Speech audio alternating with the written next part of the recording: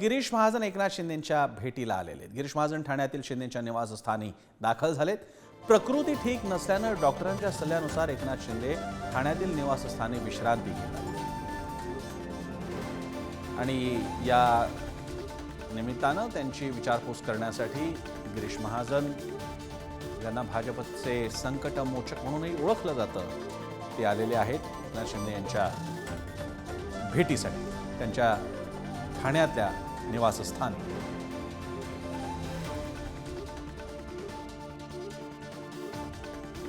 निकेश शार्दूल आपले प्रतिनिधी आपल्याला अधिक माहिती देतात। निकेश,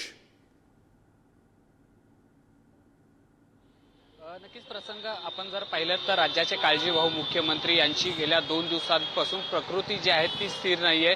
त्यामुळे आज दिवसभर एकनाथ शिंदे हे त्यांच्या ठाण्यातल्या निवासस्थानी आहेत आणि आज दिवसभरात जे आहेत त्यांच्या शिवसेनेचे आमदार असतील, नेते असतील, वेगवेगळे नेते जे आहेत ते एकनाथ शिंदे यांची प्रकृतीची विचारपूस करण्यासाठी ठाण्यातल्या निवासस्थानी पोहोचताना आपल्याला पाहायला मिळतात। त्याचंच आज भाजपचे संकटमोचन म्हणून ओळख असलेले गिरीश महाजन देखील थोड्या वेळापूर्वी आता मुख्यमंत्री एकनाथ शिंदे यांच्या निवासस्थानी जे आहेत ते विचारपूस करण्यासाठी पोहोचलेले आहेत। आपण जर पाहिलं तर आज संजय शिरसाट यांनी देखील भेट घेतली होती आणि त्यांच्या भेटी दरम्यान त्यांनी प्रसारमाध्यमांशी येऊन आज संध्याकाळी जे आहेत ते भाजपचे आणि शिवसेनेचे सर्व आमदार यांची आज ऑनलाईन बैठक होणार आहे। व्हिडिओ कॉन्फरन्सिंगद्वारे स्वतः केंद्रातले जे भाजपचे नेते आहेत, मंत्री आहेत, त्यांच्यासोबत ही बैठक होणार होती आणि या बैठकीला मुख्यमंत्र्यांची जर प्रकृती स्थिर असेल तर ते सुद्धा व्हिडिओ कॉन्फरन्सिंग नुसार बैठकीला जॉईंट होणार होते। मात्र त्या अगोदरच गिरीश महाजन हे एकनाथ शिंदे यांची विचारपूस करण्यासाठी पोहोचलेले आहेत। त्यामुळे